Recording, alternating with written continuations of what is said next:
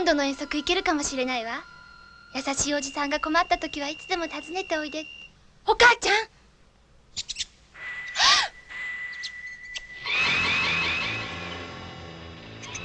Jesus Christ, what the f- Did you know that there's an anime that was deemed so horrendously disturbing that it's quite literally banned in most countries, including Japan? Hello everybody, my name is Leo Hashi, and today I'll be talking about one of the most controversial anime movies to ever exist in history, Midori Shoujo Tsubaki. Boy oh boy, this is going to be quite the ride. Midori Shoujo Tsubaki is a 1992 eroguro? I don't know how to say that. Fantasy horror drama film with a score of 4.73 on my anime list and a 6.4 on IMDb. Eroguro, by the way, eroguro, I don't know how to say it, but it stands for erotic and grotesque, which I absolutely refuse to delve deeper into, but you get the gist of it, right? Before I dive into more detail about this movie, I'm just going to put like the biggest trigger warning in the history of all trigger warnings right here, right now, because man, this movie's got it all, dude. Like, if there was a bucket list of like all the worst things that someone could go through or experience or do to someone else, then this movie has checked off every single thing on that list, because it's done it all, man. It has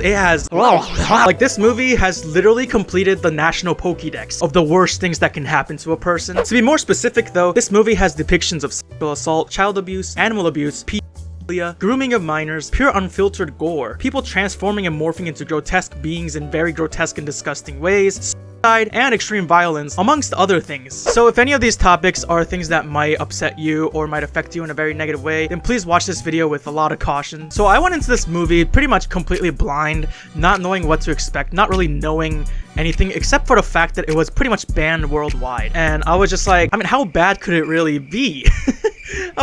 Oh boy. It was pretty rough, you know. Admittedly, I was completely blindsided by this anime. Before I watched the movie, I sat down all giddy and excited, like, let's go, time to have some fun. And then after the movie, I was ready to sort of stop identifying as Japanese completely, and I was ready to start identifying myself as a Hanguk saram. 안녕하세요, 오빠 사랑해. I'm dead inside. Okay, well, all jokes aside, this movie explores what's probably the darkest side and the worst side of the human psyche, and it does explore themes of like the worst things that humans can do to each other. It also makes me want to ask the creator of this movie, you good, dude? I'm sure there's an intended audience for this movie, like for example, people who just really enjoy abstract horror movies, or people who have, I guess, an appreciation for abstract and really fucked up art, I guess. And well, you know, I'm definitely not one of them, dude. To be completely honest, I was actually kind of surprised that the scores for this movie weren't like absolutely abysmal. Like a 6.4 on IMDb is much higher than I thought it would be. I mean, it's 64 out of 100. It's still a failure on the anime report card grade scale or whatever, but it's still like a way higher score than a movie like Super Kid, which was an artistic masterpiece, by the way. But I guess that just kind of goes to show that there's an audience for everything, regardless of how fucked up it is or how awful it might be. If I think about it, like Sneeko still has an audience somehow, so I guess it makes sense. I'll just make one thing very clear. I didn't like this movie. I'll explain to you a little bit more in depth why after I explain the story of the movie to you. Another thing that I would like to establish right here, right now, is that this video is my opinion. You might have a different opinion about this movie if you watched it. I mean, the reality is art can be interpreted in very different ways by different people. No one's ever gonna 100% agree on anything related to art. You know, that's just how it is. But me personally, I did not like this movie.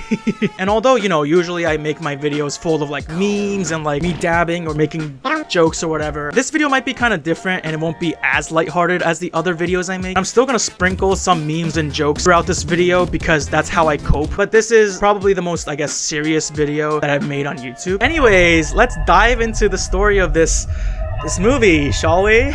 Before I go into the story though, if you enjoyed this video, then make sure to leave a like and subscribe for more content. If you haven't seen my other awful anime reviews, the link will be in the description below. So this movie begins with like a 2-minute slideshow slash bit of animation of people doing some really fucked up and disgusting shit that I will gladly refuse to describe to you for your and my sanity. We then cut to a scene of the main character, a 14-year-old girl named Midori, or I guess Midori, I guess I'll pronounce it Midori for the video, trying to sell some flowers but being unable to sell any. Although she's very young, she has to be selling these flowers to make money because her family and home situation is very awful. Her father left the family and her mother is extraordinarily sick and unable to move. Midori is basically forced to take care of everything. While trying to sell these flowers, Midori bumps into a seemingly kind gentleman wearing a suit and a top hat. I'm going to call this guy Adobe Acrobat because this guy is just straight up a PDF file. And to be completely honest, I don't remember if they ever mentioned his actual name in the movie. Anyways, Midori asks Adobe Acrobat if he would like to buy any flowers. And the guy responds by buying all her flowers and then letting her know, hey, if you ever need any help with anything, you can always come to me. Not suspicious at all whatsoever. Midori returns home to let her mom know that because she was able to sell all the flowers and the random dude is helping her, she's able to go on a school trip the next day. Then suddenly she realizes that her mom is not only dead in the bed, but she has been eaten inside out by rats. And this kind of reminds me of another movie I watched where people are getting eaten from the inside out by animals. I think I kind of need to go to therapy now. I mean, if you're gonna have like people be eaten from the inside out by animals,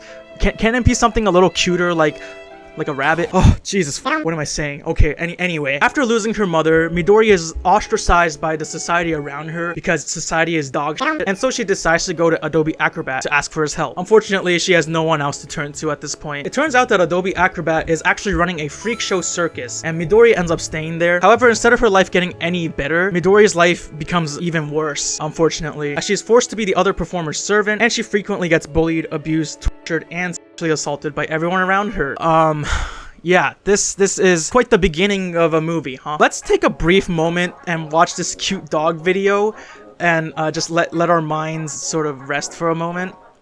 Okay, let's move on. Now I kind of want to talk about the members of the circus here. I don't know their actual names and they were listed on Wikipedia, but for the sake of my own sanity, I'm just gonna give them nicknames that are much easier for me to remember. The circus consists of Mummy Man, a disfigured pervert with missing arms and a face covered in bandages. He's gross. Snake Lady, a sadistic and promiscuous snake charmer who engages in sex with various men. She's gross. Sword Swallower, a one-eyed strongman who's described as a laid-back tough guy. And if by laid back you mean abusive, then sure, he's laid back. He's gross. Fire-breathing psychopath, a complete literal psychopath who swallows and spits fire, I think? They appear as like a doll-like young girl with a black ponytail, but actually has a penis. It's unclear whether they're actually intersex or cross-dressing, but regardless of all of that, this person is also just gross. There's also a few others, but they're not really as important to the plot, so we'll just kind of ignore them. Anyways, long story short, these people are all just awful. Midori is forced to drop out of school, and then she ends up living in the freak show circus full-time, and her daily life becomes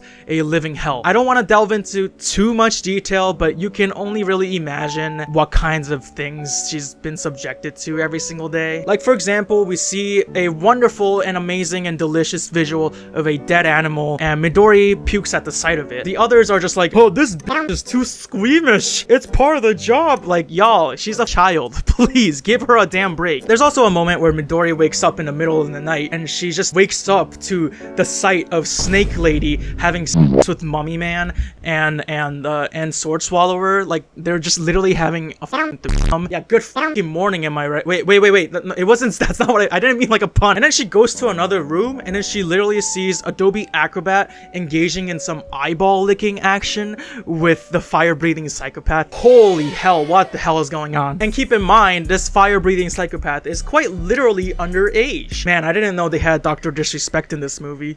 Literally, one of them's just going like, ooh, there's some dusty specks in my eye. And then the other's just like, well, let me clean it out for you. I need to go home. Anyways, another day, Midori finds a group of 3 cute little puppies, which honestly is the only thing in this movie that's not like literally trauma-inducing. She feeds the puppies and takes care of them as her own, but the moment she leaves and walks away from the dogs, fire-breathing psychopath approaches the dogs, and for a lack of better words, this motherfucker literally deletes them out of existence in one of the most brutal anime scenes I have ever seen in anything. And I've said this a few times, but I think my grossness tolerance is like pretty high. I feel like I can probably watch Shrek having sex with Fiona while eating a delicious meal. It's like whatever. But even for me, this was pretty like shocking. Oh, but guess what? It gets even better. Because that night, fire-breathing psychopath brings home the meat and literally cooks a stew out of it for dinner for everyone to eat. You know, like a little bit of puppy porridge, if you tell. Sorry. Look, I gotta cope somehow, okay? I need to crack a few jokes here and there because this is just a lot. During the dinner, Midori realizes what they're eating, and obviously, this scars her very badly. Anyways, let's take another breather for a moment and watch this really funny meme.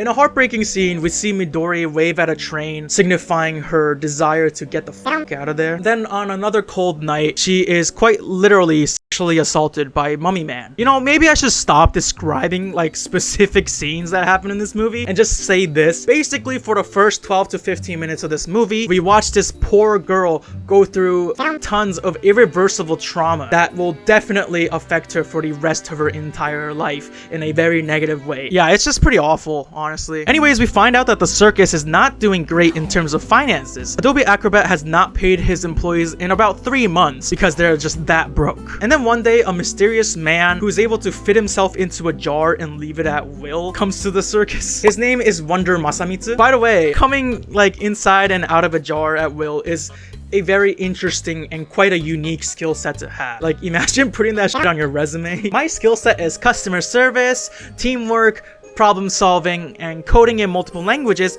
and I'm able to fit myself into a jar and leave it at will. Wait, what? Any jar is fine, it just has to be a jar. And also, obviously, it has to be a bit ajar. Get it? Like, you know, the jar is a jar, like a little bit open, like a jar. You know what I'm saying? Like, did you get it? Did you get it? I don't hear you laughing. Hello? Hello? There's no laughing. That was a funny joke. Why aren't you laughing? Hello? Okay, anyways, let's move on. So Masamitsu shows Midori some cool magic tricks and begins to impress her. See, now here you might think, hey, maybe someone's actually gonna treat this poor young girl like an actual human being, because that's what I thought for like 0.1 milliseconds. And then my dreams and hopes were just all shattered in front of me as this guy goes in for a kiss. And not only that, but after his kiss ends, he's like, do I get one back? Dude, what the fuck, man? I guess Dr. Disrespect just out here shadow clone jutsuing himself in this movie. Actually, this guy reminds me a bit more of EDP. Holy crap, this is stupid. Anyway, let's move on. Again, a reminder that Midori is literally a 14-year-old child. She's also very emotionally vulnerable after the tremendous amounts of traumatic shit that she was put through in the beginning of this movie. So we basically watched this disgusting PDF file groom this poor child into falling in love with him to the point where she wants to like actually get married to him. Jesus Christ, man. Like at this point, I couldn't really believe what I was watching, and I genuinely felt like I wanted to turn the movie off. It just all felt so gross. So the circus begins to boom in popularity because of Masamitsu's entering and leaving a jar trick, and they start making bank because of it. Maybe I should put that on my resume if it's...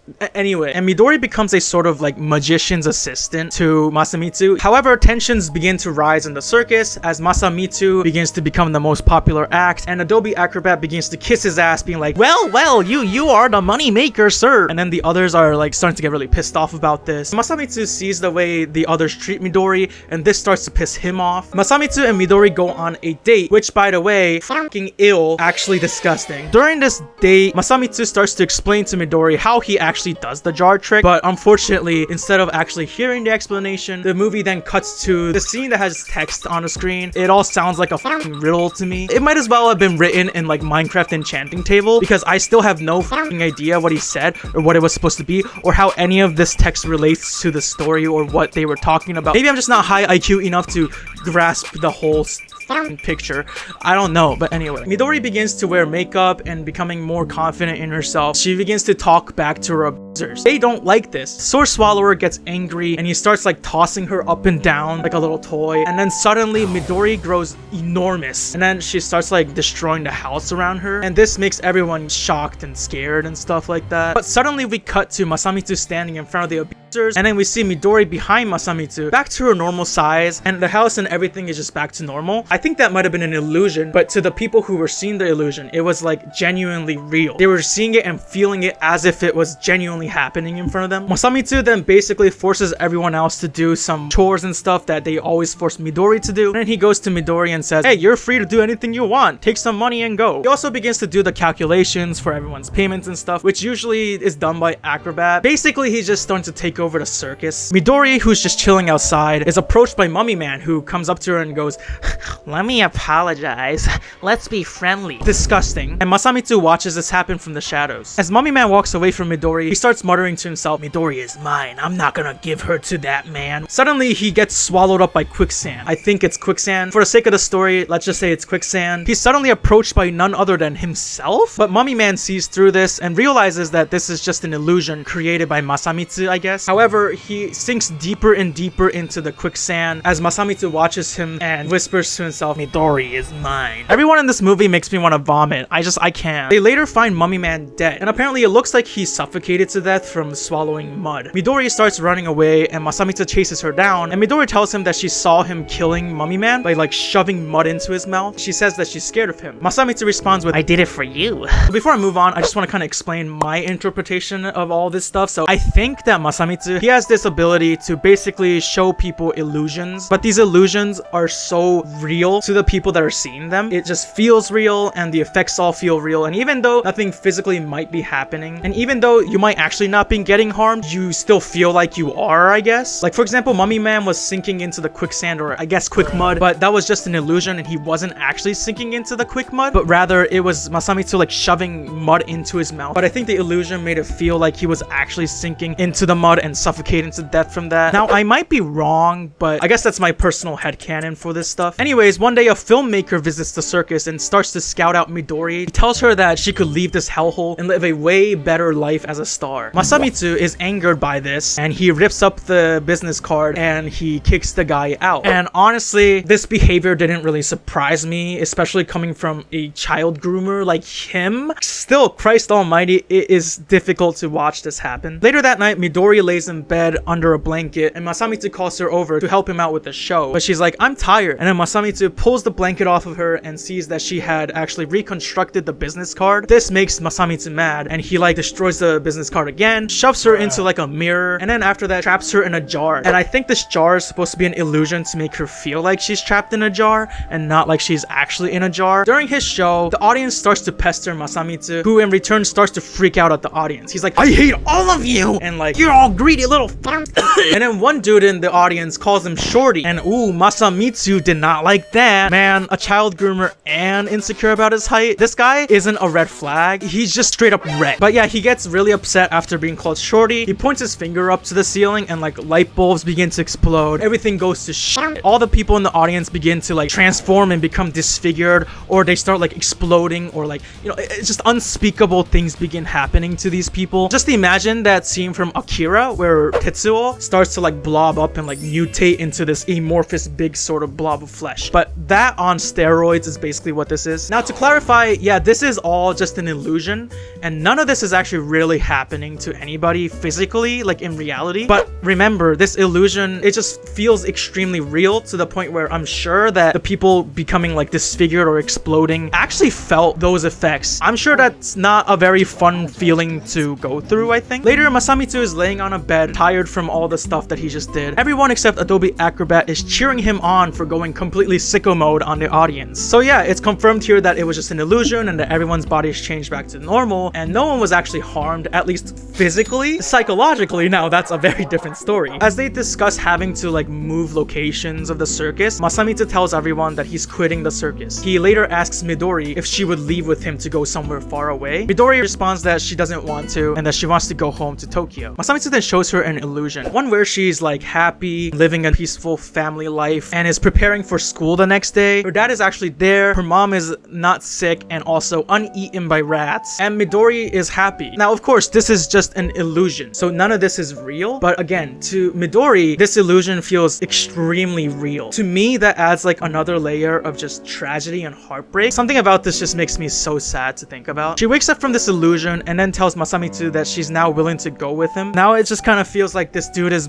basically using these illusions to groom her. It's heartbreaking and also disgusting to watch. Adobe Acrobat then runs off with the money, leaving everyone in the circus to go their own way. We have a scene where Midori basically waves goodbye to everybody in the circus and leaves with Masamitsu, and everyone waves back with tears streaming down their eyes like this is supposed to be some sort of heartbreaking goodbye scene. Except for the fact that, like, you know, they spent like the first sort of like, you know, 20 something minutes of the movie absolutely abusing this poor child and traumatizing her to the point of no return. It just feels like, you know, Stockholm syndrome basically. The two then wait for a bus, but since they still have time, Masamitsu decides to go out and get some food for them. After this, Midori says to herself, this isn't a dream, and she's, I guess, happy for the first time. Even though this entire thing is just genuinely very fucked up, I guess she feels happy. You know, because she spent so much time just being abused and traumatized and basically given no love by anybody around her, and Masamitsu is the first and only person to, I guess, show her an ounce of kindness. I guess she was finally happy that she felt like she was actually receiving love. This just all hurts so much. However, during a shopping trip, Masamitsu is stabbed and killed by like a random street thief. Midori wonders what's taking Masamitsu so long, so she decides to go and look for him, and she continues to look for him for a while, but she just cannot find him. Feeling abandoned by the only person in the world who ever showed her love, Midori now has nothing left. She then suffers an absolute mental breakdown where she hallucinates the members of the circus, including Masamitsu, all just kind of laughing at her. She screams at the hallucinations to die as she like swings a stick at them. The hallucinations disappear, everything turns to white and silent for a second until we hear Midori scream. After that, it's heavily implied that, for a lack of better words, she deleted herself from existence. And then the movie just ends there. I legitimately didn't know how to feel or think for a good while after I watched this movie. I don't know how I'm supposed to feel about this right now. I mean, I didn't like it. That was a fucking nightmare. My brain was struggling to process this absolute trauma fest that I just witnessed. I'm dead inside.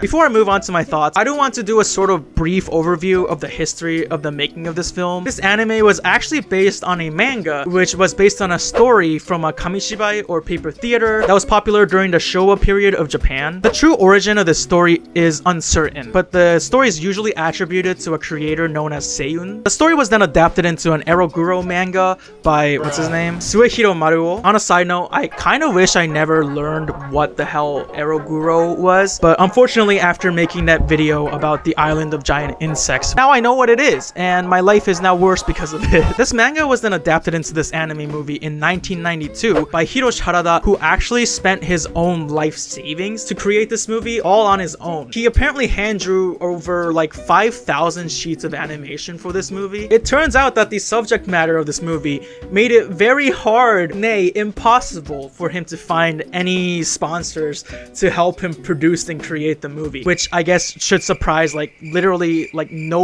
one on this entire planet. I can only imagine how these meetings went. This anime was apparently so traumatizing to a lot of people that the tapes of it were just straight up destroyed, and now it's banned pretty much everywhere, including Japan. After watching it, I can confidently say, yeah, I can see why it's banned pretty much everywhere. And now I wanted to talk about my personal thoughts and opinions on this movie. Now, did I like this movie? No. Did I enjoy this movie?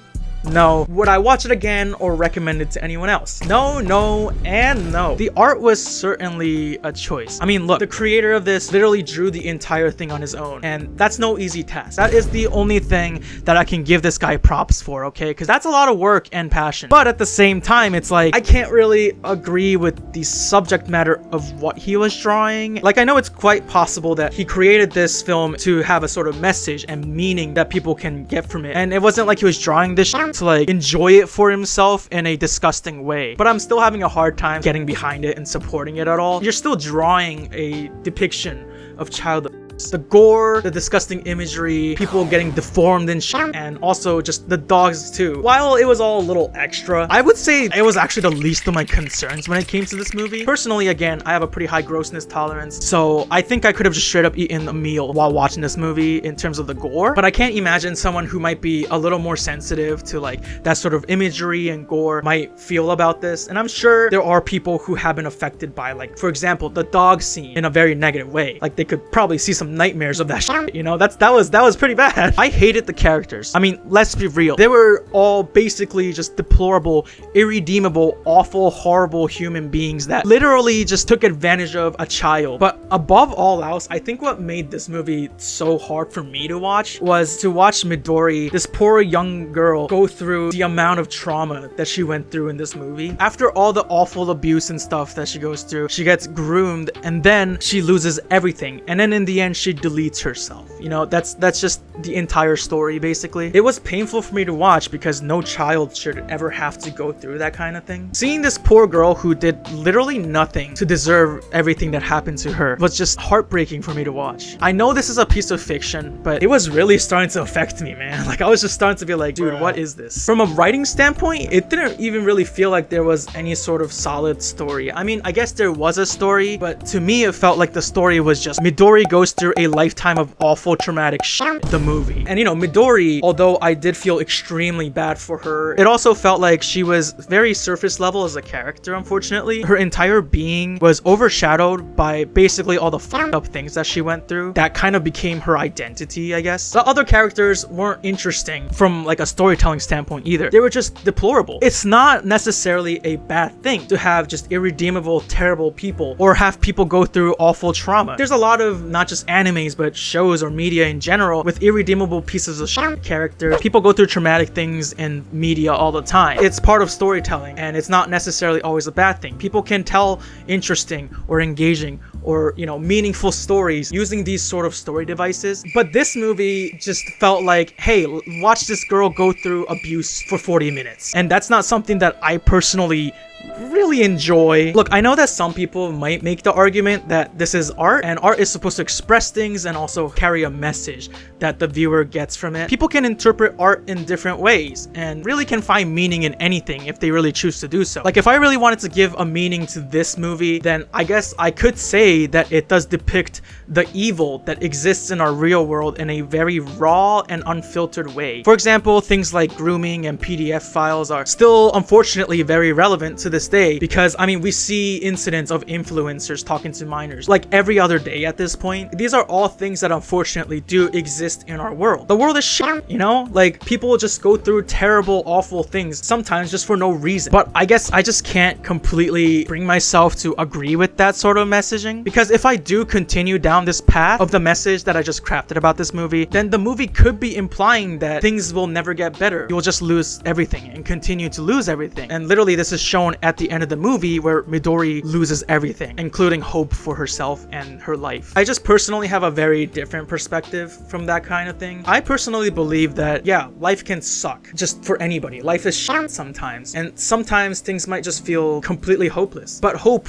does exist, you know, it's real. And you know, maybe it's a little naive for me to think this way, but I do believe genuinely anyone can fight through their inner demons and find hope in their life without resorting to doing anything irreversible to themselves. Again, I'm 100% not the intended audience for this movie, and I'm sure many other people weren't the intended audience for this movie, as proven by the fact that it's literally banned everywhere. And I'm sure there's also people who actually did like this movie, whether that's for like the artistry of it, or I guess maybe they got a different meaning out of it than I did. And there's also, I'm sure, people that enjoy this movie for like the worst reasons, and you know, I'm not gonna go into that rabbit hole at this point. And yeah, there's also the possibility that, you know, this movie isn't supposed to have much of a deeper meaning really, and I'm probably just like looking into it way too much. You know, this is just a horror movie that's supposed to entertain, and then you just move on from it. But then it's like, if I take out any sort of meaning from this movie, then it's like, what's the point of it then? What am I supposed to be entertained by? Because at least for me, watching a 14-year-old girl go through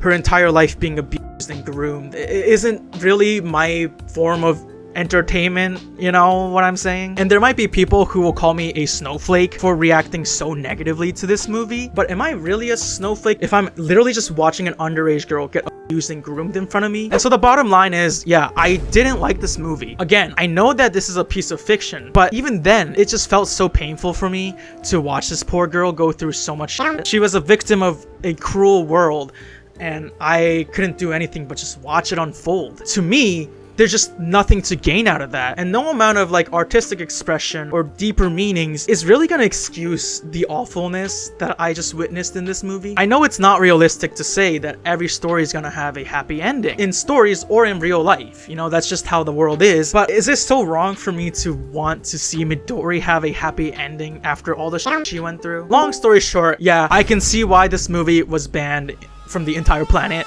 I usually score the movies that I watch, but for this one, I personally do not really feel comfortable scoring the movie really. And you know, you might be thinking, hey Leo, you are looking into this way too fucking much. It's not that damn deep, okay? And you might be right, but this movie made me feel so strongly about things that it felt hard to just sort of make a video only joking about it. And I felt like I kind of needed to discuss some of this stuff. But yeah, that's basically the story and my opinion of the most controversial banned anime on the entire planet. Ugh, Jesus, that was a fucking ride, man. I don't know how this video is not gonna get demonetized.